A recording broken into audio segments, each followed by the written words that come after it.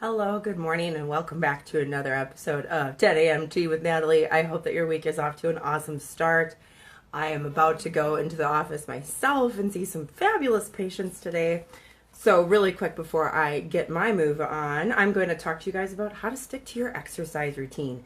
So this is week 3 on our kind of journey into exercise. Week 1, we talked about the different aspects of exercise, how to calculate your heart rate, how to figure out what's best for you. Last week we really got into, transitioning from sedentary to walking to cardio to resistance training. So hopefully you guys found all of that helpful and you've started to incorporate that into your daily life. And so now that we are on week 2, are you kind of getting to that point where it's a little bit more difficult to stick with things? Truth be told, even this morning when I woke up, I was kind of coming up with some excuses why I shouldn't work out today. Like it should be a rest day. And, I just don't, like, lots of excuses, reasons why, like, I'm going to have a late day, so I should, not be so tired. It's just bullshit. Sometimes you have to just wake up and make yourself do it. Good morning, Scott. Thanks for tuning in today. So I also hit these roadblocks as well. So don't feel bad if you're having a hard time sticking to the plan. I think it's kind of just human nature. And sometimes we all just want to be bad kids and fuck off and do what we want. But we're not going to reach our goals if that's how we behave. So adult up, right? So first and foremost, it's really important to be doing your exercise routine for you. External motivation is helpful and it helps us kind of stick with things when we're having difficult moments. But really, it has to be in your heart that you want to be healthier, that you want to have a better quality of life, that you want to feel more strong. Not because of a class reunion, not because of a date. Because if that is your motivation, once that event happens, you're going to just fall off. And, is that the best for your health and well-being? Of course not. You want to be sticking to this for, a lifelong plan. It's also really important to remember to go slow. I can't emphasize this enough. Go slow and take it easy. Preventing injury is number 1. If you're injured, you're not working out. And that is, preventing you from, staying up to your goals and priorities there. You could always increase your repetitions tomorrow, but always, work towards building towards your goals incrementally. You're not going to be reaching them in a week. It takes time for muscle cells to recover. It takes time for your body to adapt to things. So don't try to go from 0 to 100. Take it easy. It's okay to be awkward. Okay, like for yoga, this is so true for me. I have such a hard time staying on my mat and not like crashing into my neighbors. So for me, I'm a little bit dangerous in the yoga studio. But it's okay to be awkward. Trying new things is going to be weird. Your body's going to have a hard time sticking with it. Your brain is going to have to adapt to these new moves and things. So, have a sense of humor with it. Be flexible. Don't try to be perfect all the time. Find something you like, but make sure that you're changing it up. You don't want to get bored and you don't want to hate your workout routine. If you're really not feeling positive about the activities that you're choosing, you're going to have that much more of a difficult time staying motivated. So do things that you like. It's also important to change it up because muscle memory slows results. So you're going to hit plateaus if you're not kind of continuing to push yourself. So it's really important to add a lot of variety. If you're just doing, straight walking on a flat surface, try doing some hills and stuff. Incrementally working those things in.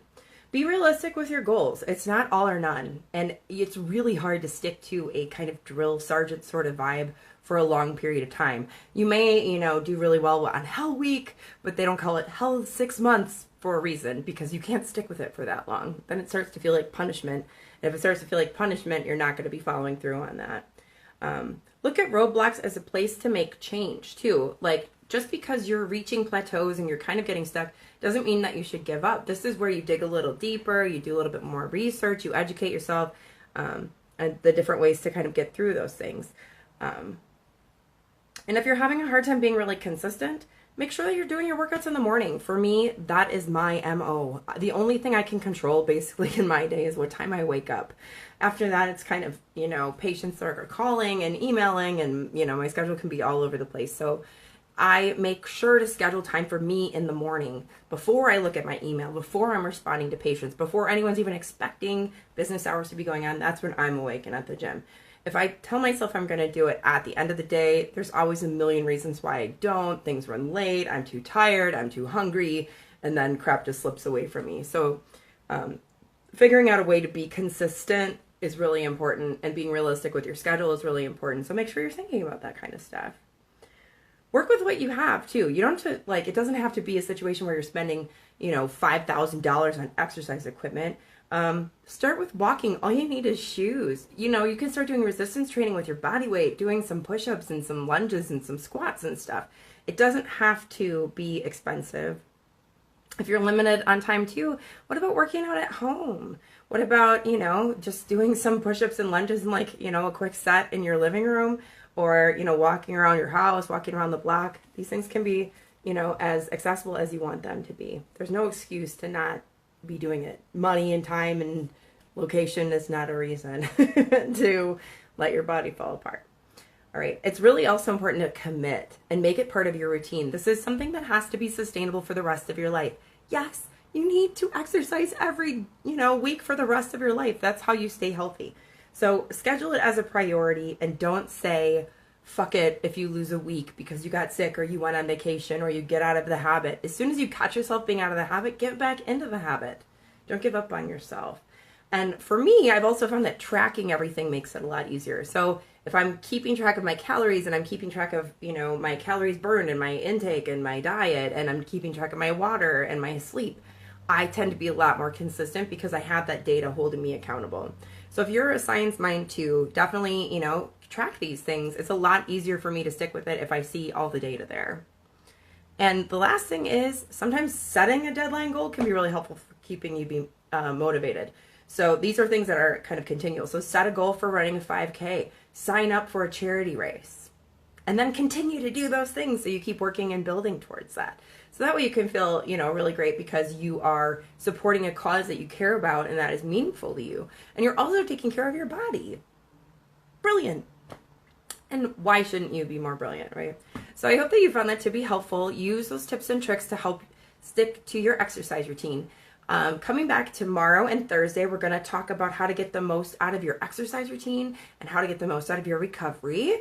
Diet is in on this one, and that's been something that's been a really big problem for me, getting my eating and exercising on track.